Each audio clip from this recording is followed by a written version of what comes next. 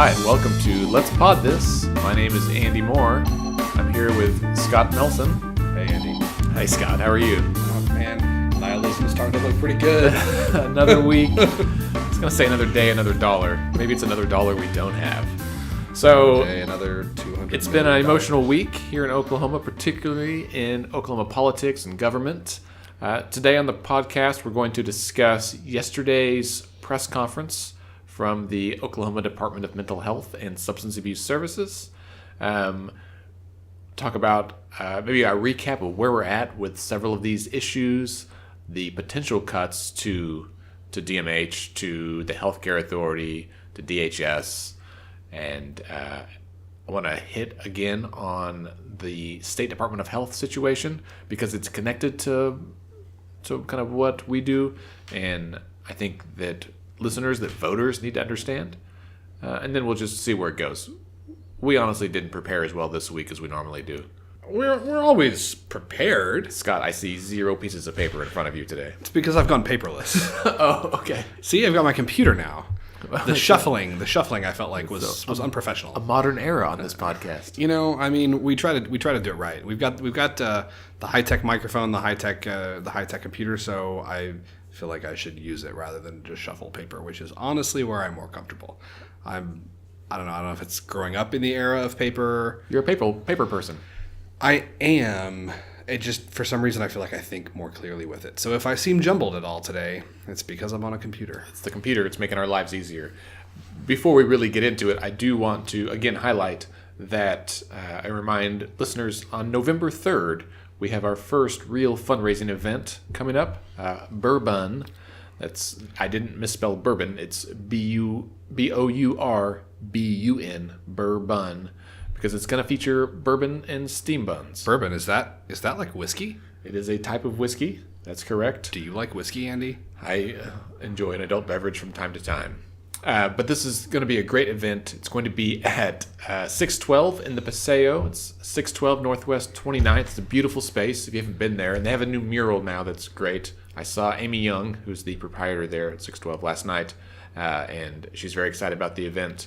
And I'm really excited to announce that we've gotten some sponsorships this week from a few organizations. They wanted to help offset the cost, and that will allow us to lower the cost of tickets to $50 each. So that's, I think, when we said it was an ambitious price and we knew it was high, and this is so exciting because we're really an organization about the people, and this will hopefully allow more people to come. You guys got to come. I mean, it's going to be it's a beautiful space, great whiskey, great food, great people, if I do say so myself. Sure. The Let's Fix This crowd is a pretty great crowd. It's a great crowd, and I know that we'll have a number of legislators there as well, and so if you want to have a chance to maybe come and meet and mingle and talk with them in a less intimidating site than the Capitol. If you're nervous about talking to your legislator, whiskey is an excellent confidence booster. Right.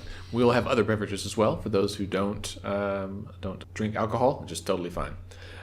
So tickets are on sale right now on our website, letsfixthisok.org/bourbon, BOURBUN. Honestly, if you just go to the website, letsfixthisok.org, at the top there's a banner you can click and take you right there. You got to come, guys. It's gonna be awesome. It's gonna be a great night. Okay, so jumping into where we're at today. Scott, did you watch the press conference yesterday? So I watched on Twitter. I was not able to watch it live, so I was kind of watching it in between stuff at work. So you read the Twitter, the text, not actually watched the video. Correct. Yeah. So I know the gist. I know my wife watched it live. She was pretty upset. My wife works in mental health, so this is pretty devastating for people who may not know what we're talking about. Yesterday, Terry White, who is she's the commissioner, right? Is her official title. Mental Health and Substance Abuse Services. Yeah, she held a press conference yesterday, basically saying that unless our legislature identifies a fix to this budget hole that we find ourselves in. I'm not going to go into the details of the budget hole. We've done that every episode so far. So if you want details on why we're in a budget hole and how much it is, please see literally any of our previous episodes. All 6 of them. Yes. Terry White had a press conference where she detailed that unless we find a fix for this, here are the real changes that are going to take place starting December 1st to mental health services in Oklahoma. And really, November 1st. November 1st. Oh, I thought that they would start I thought they were going to start implementing cuts November 1st, but the full effect was December 1. Is that not right? I think that's correct. Okay. Yeah, but they've got to... It takes like a month to figure out how the logistics of all this. Well, the amount of money they will receive from the state will start decreasing in November, and they've got to start, consolidating. Mm-hmm. And essentially what it amounts to is an end to all outpatient services provided by the Department of Mental Health and Substance Abuse Services. And so that includes everything. Yeah, it's a litany of things that you might not even expect. Well, and so, the thing that first came to mind for me as someone who is a mental health professional for most of my career is the large community mental health centers like here in Oklahoma City. That's North Care, Red Rock, Hope Community Services, places like that. It will include some inpatient child psychiatric care, all of the substance abuse providers across the state, some individual therapists. I have friends that are therapists. I immediately started getting text messages from people looking for a job that are at like state-funded organizations that are like, oh man, it's really honestly kind of scary. Well, it's terrifying, and especially there's other programs that I think, this is kind of one of those. We've talked about the health department in past episodes and how they kind of do a job that goes largely unnoticed until it's noticed by everyone, which is a situation that's usually bad. Mental health and substance abuse services, they have programs like a child abuse prevention program. So this is a program that identifies families and parents that are in situations that may put them at risk for harm to a child, like a biological child or a foster care child, and tries to take steps to intervene before that happens. Now, is that a DMH funded program or a health department funded program? I thought that was DMH. Is that health department? Well, because they announced something else earlier in the week, on Monday, I believe, that was a child abuse prevention program that was going to be cut. The $3 million. Yes. Does that sound right? So that's Department of Health. See, the problem is everything having to do with healthcare in the state of Oklahoma right now is getting gutted, and so sometimes it's hard to keep straight which agency is going to see a drastic reduction in their funds and which vulnerable population is going to be hurt the most. Scott's a physician and he's anxious about this. That's an important distinction, though, I think. Absolutely. And here's why: is that the state is hurting across the board. The cuts that to DMH, to DHS, and to the Healthcare Authority or Sooner Care, those are directly attributable to the tobacco fee being ruled unconstitutional. However, that is very different than the furloughs and the cuts announced by the Department of Health, just health, not mental health, because they were cutting like $10 million, and $3 million of that was this child abuse prevention program. Those cuts are related. They weren't affected by that. None of the tobacco money was going to them. And so they didn't actually lose anything. And there's a lot of people asking questions and wondering what's going on. In fact, the commissioner of the Department of Health, Terry Klein, after they announced the furloughs and the cuts, called the state inspector, Gary Jones, and asked him to come in and audit the agency to find out what's going on. Sidebar, the fact that they're both named Terry also... it's Terry and Gary. Oh, Terry Klein, Terry White. Yes. And I think Terry Klein used to be at the Department of Mental Health and then moved over. So you'll forgive the omission there, or the confusion. So here's, from what I've heard, is that stuff at the health department, sadly, has not been totally on the up and up for quite some time. And so the cuts there may be due to poor management inside, which that's the kind of thing that I think lawmakers are worried about. And so when they keep saying government's too big, we need to cut, they're afraid there's waste, fraud, and abuse. And we all know, in some cases there are. I don't think that there's $215 million of it. No. But maybe 5 or 10, around different agencies. And so my issue, and I may have said this last week, I don't remember, but if Commissioner Klein has been at the Department of Health for, 5 or 6 years now, and is complaining about mismanagement, why didn't he ask for an audit earlier? If he had walked in the door and said, let's take stock of where this agency's at. It's a big agency. Lots could go wrong. Lots of moving parts. Lots of turnover. And kind of got their books correct in the first place. And then this happened. That's a different story. But I wonder. It seems like a classic way to kind of throw middle management under the bus of like, oh, these people don't know what they're doing. Clearly, they're the ones hosing the system up. It's not me though. At the top, I'm above reproach. And there's an expression, I think it's in Saving Private Ryan, that crap flows uphill, right? Yes. And so that's, in this case, we really need leaders to take responsibility and to lead. Yeah, I mean, no, you're 100% right. Now, to kind of pivot back to mental health and substance abuse services, I think that's what Commissioner Terry White is trying to do. Yeah, and I she's think been a great job. Absolutely, in my opinion. Wholeheartedly agree. No, I think that's what she's trying to do is kind of get out in front of this and say, hey guys, ring the alarm bell. This is a 5-alarm fire. If these cuts take place, here is what we're going to lose. Right. And I think that one of the things that happens in conversations like this is the magnitude of what budget cuts like this mean for people in our state can sometimes go underappreciated, because I think that people tend to think of things like mental illness specifically as a rare thing. It doesn't affect that many people. I don't really know anybody who struggles with mental health. They think of things like schizophrenia. They think of things like bipolar disorder, things that they see in horror movies about serial killers. But also I want to make very clear, I know there are lots of movies about that. I'm in no way suggesting that people with mental illness are in any way more violent than the general population. There's actually substantial data that suggests they're not. So if you or a member of your family know someone who suffers from bipolar disorder or paranoid schizophrenia, please understand I am not calling them a serial killer. That's just how those things get portrayed in media. Public perceptions and whatnot. Indeed. Yeah. But that's, sidebar, disclaimer, over. Depression is incredibly common. Anxiety disorder, incredibly common. It's common in kids. It's common in adults.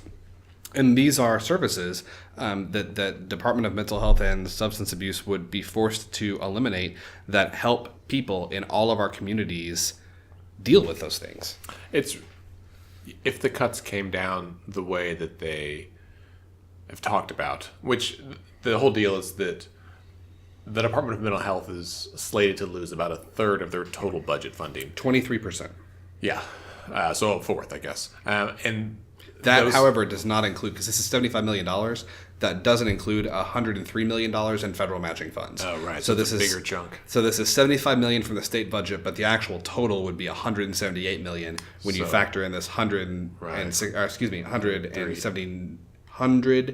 and what is 75 plus 106? 81, right? Yeah. Yeah. So it'd be $181 million total. That's a big chunk of change. And this would really be a worst case scenario. Now, on top of the DMH cuts, there would also be DHS cuts. Mm-hmm. Which impacts a lot of the same people. Right. Ed Lake was there yesterday for the press conference, and really hats off to Terry White. Yesterday's press conference was well represented in many regards. I mean, there was juvenile affairs, a lot of substance abuse providers, hospital DHS, association, police, the DA's office, the Chamber of Commerce, Chambers of Commerce. Oh yeah, that's right. Norman was there. Oklahoma City was there. Norman was there. Former Rep Scott Martin was there. Yeah. And he, my understanding is that Representative Martin was well liked in the legislature before he took his job with the Norman Chamber, and he was at the end of his term there. But so his presence there, I'm sure, is on purpose to be like, hey man, this is not okay. He came to one of our events and was very, very thoughtful and courteous and approachable, I think, by everyone when we were in Norman. And so yeah, these cuts would be devastating. We talked about, I think last week, about the 9% cut to medical providers that would happen for Sooner Care, and how devastating that would be to healthcare in Oklahoma. And so all of this really is kind of a worst case scenario. And I think that Terry White played the right card in saying, hey, listen, guys, this is a reality check, and this is reality. Like, they're going to have to cut a lot of stuff. I told Jordan with Fox 25 yesterday, if my paycheck was cut by a third, I would have to make some pretty drastic cuts. Absolutely. In a hurry. I mean, things like housing and food, I'd have to scale back, and it's like, I don't know, do I stop driving a car? And, like things that would make my life fundamentally different. And that's where the state's at. Our state's life would be fundamentally different. Right. Now, can I ask you, Scott, do you think that's what will happen next week? Honestly, if you put a truth serum in me, I think probably not. I think what's going to happen is they're going to come back from session. They're going to try to pass the cigarette tax again. It's not going to pass because what we've seen in the past and what I keep hearing is that without significant Democratic support, which they won't get, the Republican caucus does not have enough to pass it on their own. Enough meaning 76 votes. So then what they're going to do is they're probably going to find any measures they can pass with 51 votes only. So these would be things like tax exemptions, things that we refer to as loopholes. So they'll redistribute some of the funds they appropriated from the rainy day fund. And then they'll probably have, across the board cuts in the neighborhood of like 1.5-2% to all agencies. And that's where we'll end up. And that's where they'll let it stand until February when they come back into session. Now, the question, the thing that if you take a step back and are not looking at it as much from a policy perspective, but more kind of the political junkie, kind of political intrigue perspective, the X factor in all of this is the governor. Right. Because the governor could make things a lot more complicated if she follows through on the threat that she's now made twice to veto any budget that includes cuts. She said she would do that in the spring, and she didn't. I think it's more of a comment than a threat, but I Well, see your point there. So Scott, I'm with you. I think that they will come back next week, probably Monday. I just saw on Twitter that the Capitol will reopen as scheduled on Monday, and so I think they'll come back. They'll run tobacco tax. It will likely fail. They'll pass a few other things. They'll move some one-time funds over. They'll come up with about $150 million to fill that $215 million hole, and then they'll roll out cuts.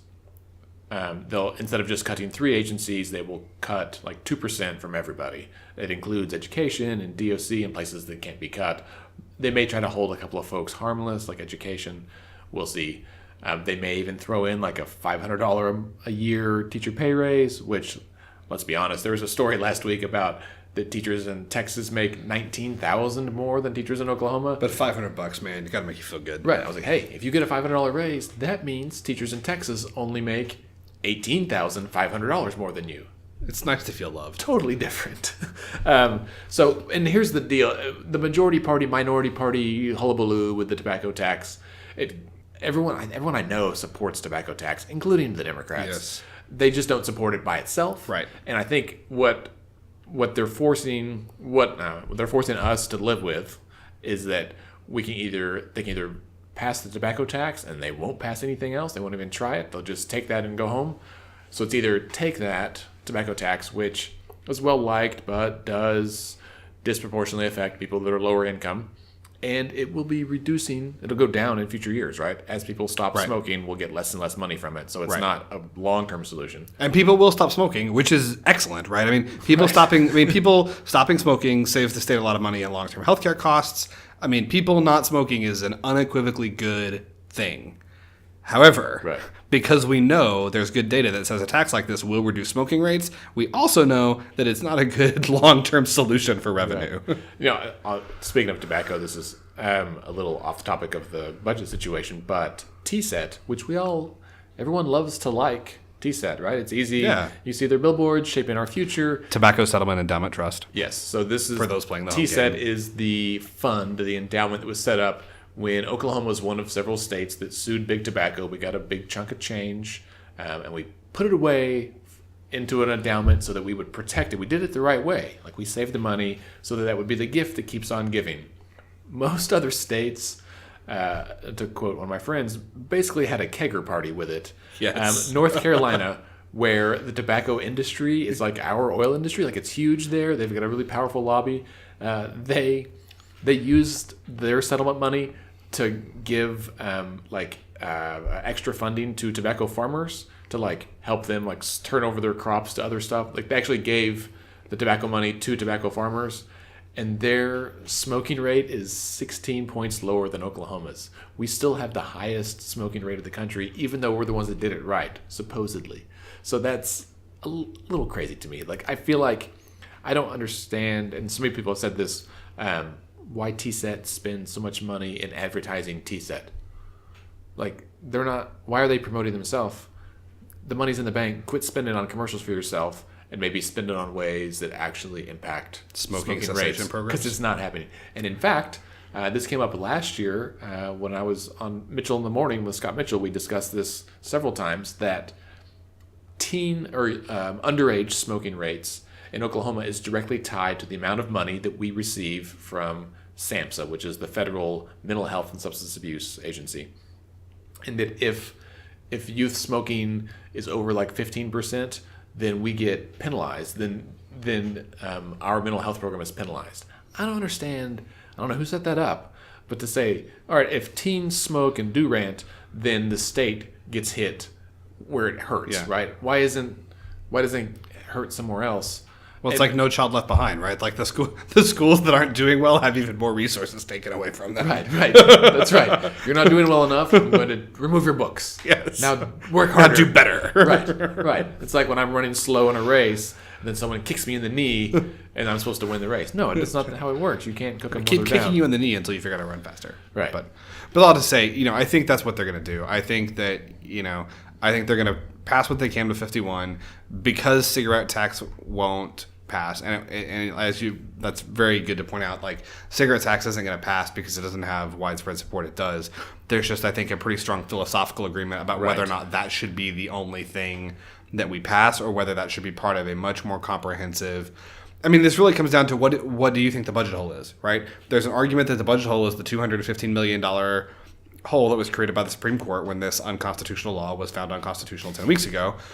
Or there's an argument that the budget hole is actually about $1.3 billion due to a series of policy decisions that have been made over the last 15 years. And so kind of depending on where you fall in that debate, I think will tell us a lot about where you kind of fall in terms of whether the cigarette tax should be the only thing they do, or whether they should take up larger, more comprehensive measures. That's right. And in fact, that issue about is Oklahoma spending more money than ever was investigated by PolitiFact this week. On Tuesday of this week, they have an article challenging the postulate from OCPA, which is the conservative-leaning think tank. They said state government spending is at an all-time high. The state is on track to spend more in this fiscal year, more than $17.9 billion, more than any time in state history. So someone at PolitiFact, which is a national organization, decided to look into it, and they got a mostly false rating. The fact that PolitiFact, who is like a fact-checking organization, they do a lot of work. I do like that their highest lie scale is Pants on Fire. It does make me happy. There's like 4 Pinocchios, right? And then Pants on Fire is after that? That's right. So they tracked Oklahoma's spending in current dollars and also in like constant 2009 dollars. So they adjusted for inflation back 2009 and tracked it over time. And in current dollars, yes, we spend more money now, but a dollar today is worth less right. than a dollar was 10 years ago. And so when you look at it in constant 2009 dollars, it's been flat or down a little bit from 2009, 2010. Yeah, there was an episode about 3 episodes ago. We talked a lot about the budget and income tax cuts, and we used 2009 as a baseline. I think in a lot of policy discussions, you see 2009 used as a baseline because that was immediately following the recession, or like right around the time of the recession. So that's kind of when we go back to when we're measuring a lot of these things. My favorite quote from this PolitiFact article is David Autry from OCPA says, "Working Oklahomans, taxpayers, aren't allowed the luxury of adjusting for inflation when their mortgage or rent comes due." Okay, well, no one does a time value of money calculation about that. But he also noted in the next paragraph, he said that OCPA adjusts for inflation when it looks at numbers over a longer period of time because, quote, readers may not have that kind of knowledge. So, like, he was just like, well, they don't have the luxury. Poor Oklahomans don't have the time to do that. They may not have the knowledge to do it anyway, so we'll do it when it's convenient for us. I think that's my interpretation. So is that what the grant from the Koch brothers gets you? Is that? Yeah, I don't know. That's a complicated thing, but it's just, these are, I've discussed how I don't understand how mental health, how healthcare, how education, why is this controversial? Why are these partisan issues? No. I don't understand how math, like economics, widely respected, commonplace mathematics. 1 + 1 is 2.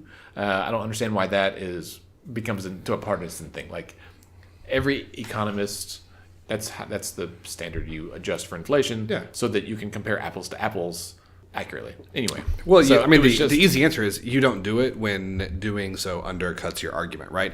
And it's important to note that, I mean, this happens with think tanks and lobbying organizations all the time, all over the country, all over the state, on both sides of the aisle. Right. So this is not only an OCPA thing. I think yeah. I work in healthcare. More and more, fortunately, in healthcare, more and more, we are having, at one hand, the luxury of relying on data to help us make recommendations to patients so that patients can make the best, the most informed decision that they can. But it's kind of a luxury and a curse, right? Because if you're going to use data, you've got to know how to interpret data. And you can massage numbers to say a lot of different things. And I think this is a great example, right? Well, there's the old adage that there's lies, damned lies, and statistics, right? Yeah. But come on, this is serious. I just learned this in class like a few months ago, how you discount stuff back to a common denominator. So the PolitiFact ruling at the end, they say OCPA says its spending this year is on track to be the highest ever, while raw numbers show that this statement they made ignores the impact of inflation, a standard practice when comparing dollars over time. Factoring in inflation shows that real spending was higher in 2009 to 2011. When population and economic growth are added in, spending has been higher over most of the past decade. The statement contains an element of truth, but ignores critical facts that would give a different impression. We rate this claim mostly false. Well, and Oklahoma Policy did a similar analysis where they actually factored in inflation, and you find that in 2017, fiscal year 2018, appropriations by the state adjusted for inflation are down 15.9% across the board compared to 2009. Right. With some agencies enduring cuts of up to 40%. Right. So it's just, I mean, I wouldn't rate it pants on fire as much as I would rate it nonsense, but Right. It wasn't pants on fire. It was just mostly false. Well, mostly false. They skewed it some in their favor, which But all that to say, if you're gonna kind of go back to your question about what's going to happen next week with the governor, all right. So I love sports. I love baseball. Almost all sports. I do love baseball, particularly in the postseason. I also love college football, curling. I've watched curling, table tennis. I have a friend who played in a curling league. I say played. I don't know if played is played the correct verb in curling. Slid, iced, curled. Maybe he curled in a curling league. If any league. of you listeners are curling experts, please let us know. Comment on our Facebook page. We'll love it. But if you were going to set in terms of percentage, if you were going to set an over under on whether or not Governor Fallon vetoes a budget that contains an appropriations bill that has $150 million in revenue, and then say 2% cuts across the board, what percentage would you give? Where would you set the over under? Right. So she said she will veto any budget that contains cuts to core services. I'm not a gambler, and aside from a stray Powerball ticket when the jackpot's really high, What's your threshold? Mine's $400 million. I buy Powerball tickets when the jackpot's $400 million or higher. That's fair. At 250, I start eyeing it, and then I usually forget about it because $390 million isn't even worth my time. No, when it's 250, I'll be like, I should pay attention to this, and I don't drive by a billboard anymore, so I forget about it until I see it in the news when it's up around 500 million. So, truth be told, I've won $12 ever on Powerball, and that was like the first year that we had the lottery here. Anyway, so I don't know how to do over under, but I will say that my guess is very low chance, less than 10% chance that Governor Fallon would actually veto the budget. Yeah, I agree. And quite anticlimactic. Yeah. Well, and quite frankly, the other piece of this is if she does veto the budget, things get a little bit interesting there too, because it's not like she can't, because then the cuts would happen.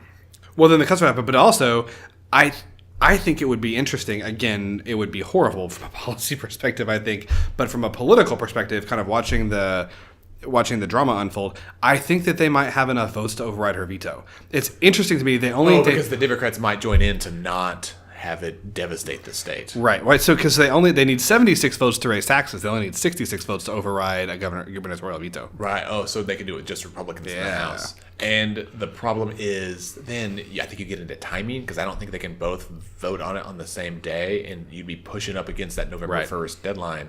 And man, I don't want them, and they don't either want to run the risk of DMH having to cut things for one day and then go back 3 days and then undo it. Because people will just leave. Folks now are already looking for new jobs, and so even if everything stays okay, that means we're going to be less equipped to handle the already dire situation.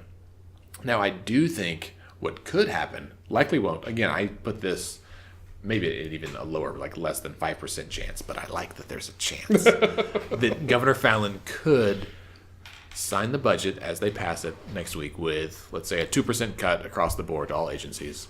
And then she could call them back for another special session To fix those cuts. Fix it. Now, here's why I think that there's a 95% chance she won't, is that then everyone's like, man, that's another $30,000 a day for this. What are you doing? And they could gavel in and gavel out and say, oh, we couldn't find anything. And it would just be a political ploy. But I kind of like the gusto that she would have to show to be like, you know what, guys, like, dang it, I told you to fix this and you didn't. Come back and do it this time. And, like, keep calling it back. I don't know. It's a lot of money. And then they pass it, and then it's a 0.5% cut. And then she signs it. And she calls back again, and it's half of that. But, like, at some point, you just got to be like, listen, quit jerking us around and do the right thing. Right. Because I think part of the yes, I agree, but I think part of the problem, and this kind of gets into a larger discussion that if we have time, I think it'd be interesting to get into, is there is, I think, actual philosophical, real disagreement on what the right thing is. Right? Like, I think that this gets into, I know what seems like it would be the right thing, but I think that there are people on both sides of the aisle that feel very passionately about what the best course of action here is, and both of them fervently believe that. Right. Do you see what I'm saying? Like, but it's easy for us to be on the outside looking in, saying, do the right thing. Right. These are vital services. They need money. And my impression of right is different than what theirs is. Right. Correct. Right. And there's people who believe that the Earth is flat. Well, and they're wrong. It kind of gets. So this is kind of getting into a discussion about. What do you think? Not quite so much the role of government, not quite that philosophical, but what. It gets into that. What's the role of government? But it really specifically gets to tax policy, and I think that there are some fundamental differences between Republicans and Democrats on what the role of taxes should be when, if ever, they're appropriate. So, we hear a lot of conversations. Well, I hear a lot of conversations because this is the kind of thing I'm into about, there's kind of two big competing theories of economics politically. Now, I'm not an economics professor. We've already said I'm a pediatrician, so this is going to be definitely oversimplified. But we talk about Reaganomics, right? Like the Reagan tax cuts. Everybody talks about, Reaganomics in the 80s and how Reagan cut taxes and it stimulated the economy. This is really looking at what's called Keynesian economics versus supply side economics. So, you're getting deep in the weeds now. So John Maynard Keynes, he's an economist he's a British economist from the 30s and the 40s who was trying to come up with an economic model that explained the Great Depression and the resultant recovery. And essentially what Keynes says is that the government, by spending money and putting money in the pockets of consumers, can stimulate demand, right? So the government spends money, sometimes at a deficit. When the government spends that money goes into the pockets of the citizens. And thus they demand goods. And when the citizens have money, they want to spend that money on goods and services. When they spend that money on goods and services, that money is then transferred from consumers to firms. Firms, in response to their demand, increase output and create supply. And this is how the economy grows. Right. Okay. So that's a very, very basic I like it. overview of John Maynard Keynes. And for a long time, Keynes was certainly considered one of the dominant players in macroeconomics and kind of explaining consumer behavior and monetary policy and these things. Well, there's an alternative kind of competing theory that's termed variously supply side economics. This is Reaganomics. This is what President Bush the First, Bush 41, called voodoo economics when he was running against Reagan, right? He was running against Reagan for the presidential nomination. And supply side economics basically says that when you look at a supply and demand curve, don't worry about what that is, supply is a vertical line. That supply does not necessarily respond to demand, only price does. And so if you want to stimulate the economy and lower prices across the board, you have to create the conditions where firms who supply goods and services can produce more. And the way they produce more is when they have more capital. And when they have more, the way that they get more capital is when they have to pay fewer taxes, when they have fewer regulations. And so supply side economists would argue that the way to stimulate economic growth is by having the lowest possible marginal tax rates, both on businesses and consumers, on businesses so they create supply, and on consumers so that they're stimulated to work, and also regulatory policy that allows businesses lots of freedom in how they produce goods and services. Right.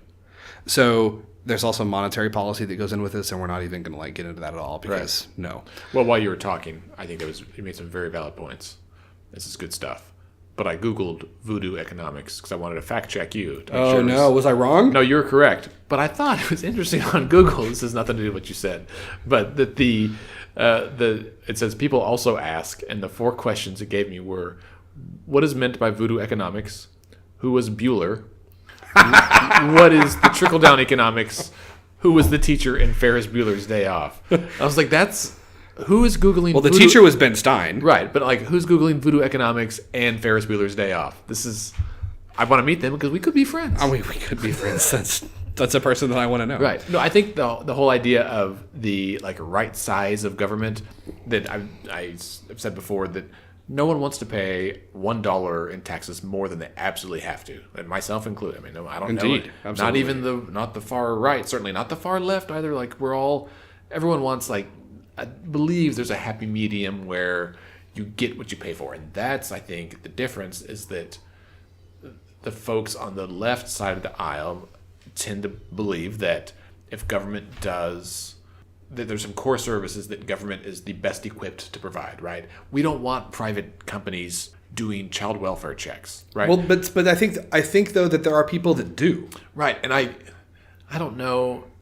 It's weird to me because right there. I think there are people out there that would make an argument that a private company could do that more efficiently than a government agency. In the same way that there are people who argue that a privately run prison, right, despite all evidence to the contrary, is a better entity than a publicly run prison through the DOC. The difference, I think, if it's for-profit or not for-profit, too, because a for-profit prison has an incentive to spend less money. A for-profit child welfare organization has an incentive to spend less money. And listen, if you're going to be more efficient by paying your employees less than what DHS pays, I don't want you in our economy. You don't want to get $7 an hour to be involved in the lives of children in that kind of way, and in personal, intimate, invasive ways in people's families, and you're trying to heal really broken situations. That's not okay with me. Teachers are already way underpaid. We don't, by putting your dollar with my dollar and 3.5 million other dollars in our state, suddenly we've got a lot of buying power and we can do maybe the right thing with it. But if it's just a little bit here and there, then those that have money get more and those that don't get less. Yeah. No, I think you're right. I just think I agree with you. I just think that there are people and I think we have some of them in our state legislature who would argue that no, if we want prisons to be better run, we should privatize them. If we want education to have better outcomes, we should privatize it. If we want DHS to have better outcomes, we should privatize it. And I think my contention would be that both people on the more conservative side of the aisle who would argue to privatize a lot more things, and people on the more liberal side of the aisle who I think would argue more for to have the government directly involved and in control of these things. I think that when the farther out to the extremes you get, there's flaws in both reasoning, right? Sure. I think that the far left thinks that government can do no wrong and that every ounce of bureaucracy is serving a purpose, which is clearly not the case. But I think that out to the far right, you get to this idea that a private company is always going to be more efficient than a government agency. To that, I would say you've clearly never tried to call AT&T and do anything, right? Like just because something is private and for profit does not automatically make it more efficient. It can be, and just because the government is directly involved, as in administering education or prison or mental health services, doesn't mean that it's less efficient. Like steps have to be taken in both circumstances to make sure that funds are being used appropriately. Right. Someone's got to monitor the monitors. Indeed. But I think that's where a Pink Floyd reference, in case you didn't catch that. Was that Dark Side of the Moon? It is Dark Side of the Moon. No, it's The Wall. Oh, well, I'll see. You got me led astray. I started picturing the album cover, which is some really funky artwork on the inside, but I think that that's an important point to make, because I think that we hear I see a lot of people on social media saying the legislature just needs to do the right thing. And I agree with that. But I also think that it's easy to forget that I think most of them think that they are. all right. Most of them think they are. Now, I think that's a little bit crazy. Like, I don't know how... I have trouble understanding how you can look at $181 million being cut from mental health services in the state of Oklahoma and think that you're doing the right thing. But maybe I'm not cynical enough, and maybe I'm naive. Those are entirely possible. But I think that most of them think that they are. And I think that part of our job and part of what Let's Fix This has to be about is, if you don't think this is the right thing, and your legislator is one of those people who thinks it is, then you need to pick up the phone, or you need to get on your computer and send an email, or you need to go to the Capitol and you need to tell them why you think this is wrong. Right. And even if you do agree, if you think this is the right thing, do the same thing. We really want people to be involved. I'll be honest, I don't know anyone that thinks it's the right thing, but I'm sure there's folks out there. Right. Neither do I, but I feel like it's important that we, right. Cast a broad net there. Yeah, so I think this is interesting times to be alive in Oklahoma. Well, as we kind of wind down this episode, I want to remind everyone of a few upcoming events. At the top, we discussed our Bourbon fundraiser, which is on November 3rd. You got to come. Yeah, you got to come. But first, next Tuesday, October 24th, there is an event at the Capitol. I think there's several groups after yesterday's press conference. I know there's a number of groups that are planning to go to the Capitol on Tuesday to kind of advocate. I know some of us will try to make it up there. I've got to see if I can take off work to go up there and maybe visit with my legislators. I haven't been able to catch them this special session yet in person. I've emailed them. So that'll be, you can look on Facebook probably and find that. We'll share the information once I find it. But also next Tuesday evening, this is the 24th, October 24th, at 7 o'clock, we're going to be in the city of Mustang at the Mustang Community Center for a little info and training session, kind of a meetup. We've done one in Norman. We've done several in Oklahoma City. We've done in Enid. We're doing Mustang. In fact, Representative Leslie Osborne helped us find this location and get it set up. She hopes to come. I'm reaching out to some other legislators from that area as well. Representative Osborne did highlight that they expect that they may be in session that evening, or at least that day, and so she doesn't know what her schedule looks like until we get there. But we would love for you to come if you are out. If you live in that area, we're trying to do it after dinner, so you can, if you and your spouse, if you have a spouse, if one of you can come, the other one has to stay home with the kids, or leave them with the grandparents or something. But we would love for you to come and get to meet you, and we're going to discuss some of these same things. We'll discuss the budget, whatever has happened that day, possibly, and kind kind of discuss what it looks like for 2018 and where we're at and how you can get involved. If you want that kind of next level information and discussion about how to be involved, how to talk to legislators, this is totally the event for you. Then the following week on Tuesday, that's November 7th, we're going to be at the Paramount Theater in Oklahoma City for an event that we're doing with Oklahoma Watch and Women Lead Oklahoma. It's going to be a panel discussion. Myself, Andy, is going to be there along with someone from Oklahoma Watch and from Women Lead, and we are going to be kind of talking about the same kind of stuff about how to be involved, and we're really going to kind of break down how you as a voter, as a constituent, can make the most impact at the city level, and then at the state level, and then at the federal level. And we're going to take some issues like education that kind of cut through like all of those areas that there's funding at the local, state, and federal level, and discuss like how that works, how a bill becomes a law, and show you where you have impact, where you have influence at every step on that process. Isn't there a cartoon about that? Yeah, but it's not accurate for Oklahoma. It's not that simple, but it should be really helpful. It should be a great time at the Paramount Theater. And then on Thursday, November 9th, that evening at 8 o'clock, 8 to 10, we're going to have another West Wing watch party at the Wheeler Ferris wheel. Which episode are we watching? Have we decided yet? I've got a few that I'm leaning towards we can discuss about off the air. If you, the listeners, are interested, if you've got a vote, I know several of you have chimed in already. Love to hear. I'm leaning towards a Thanksgiving episode, since it'll be in November. Which one? Shibboleth, perhaps? Shibboleth is a great episode. To me, that's one of the top 5 episodes. But if the people have spoken or something else, I lately have been listening to. I'm a few episodes behind of the West Wing Weekly podcast, but the 20 Hours in America, the 2-part episode, such a great episode. I forgot how great it is until they've been discussing it. I'm going to go watch that. He gave him the knife. Oh, that's right. That's right. Yeah. That's such a good ending. Love Charlie. Okay, so just to recap, October 24th, info and training session in Mustang. November 3rd, Bourbon, our fundraising event.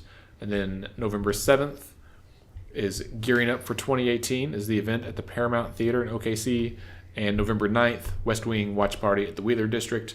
All of those events are on our Facebook page, facebook.com/Let's Fix This OK. They're all required. Mandatory. There are no absences will be tolerated or excused. And they are also on our website, letsfixthisok.org.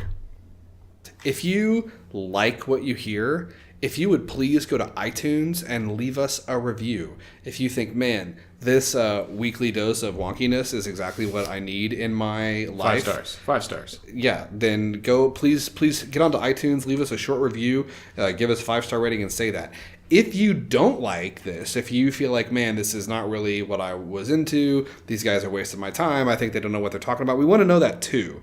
We want this to be something that Don't leave a rating though, just send us a rating. we want the pod to be the data here. we want the pod to be something that serves the interests and the needs of the people that are listening, and we want it to really be a resource that you feel like you can count on to get good information, good kind of analysis, and feel like we give you action steps on how to engage. So please reach out to us on iTunes through a review, reach out to us on Facebook, if you're and tell your friends. The more people that we have listening, the more kind of ways that we can leverage this into something that I think can really have a broad impact. That brings us to the end of our episode, Scott. It's good to see you. Likewise, man. Everybody, thanks for listening. Remember, you can connect with us on Facebook. I just mentioned Twitter and Instagram. We are at Let's Fix This OK. I am at AndyOKC on Twitter. Scott is at SC Melson. That's Melson with an M, like Mary. Mary Melson? Not like Nancy. What's your mom's name? Carol. Carol, not an M. No. All right. And our website, letsfixthisok.org. You can also sign up for our newsletter, read our blog, find details about all those upcoming events that we just mentioned, some other resources, and buy tickets to the Bourbon fundraiser. To the required events. Scott's going to flog you if you don't come. Our podcast is edited and produced by Scott and me, and Let's Pod This is a member of the Mostly Harmless Media Network.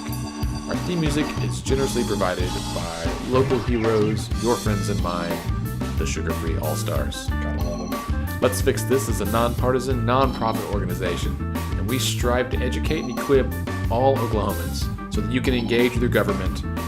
We encourage you to get involved in any way you can. Remember, decisions are made by those who show up.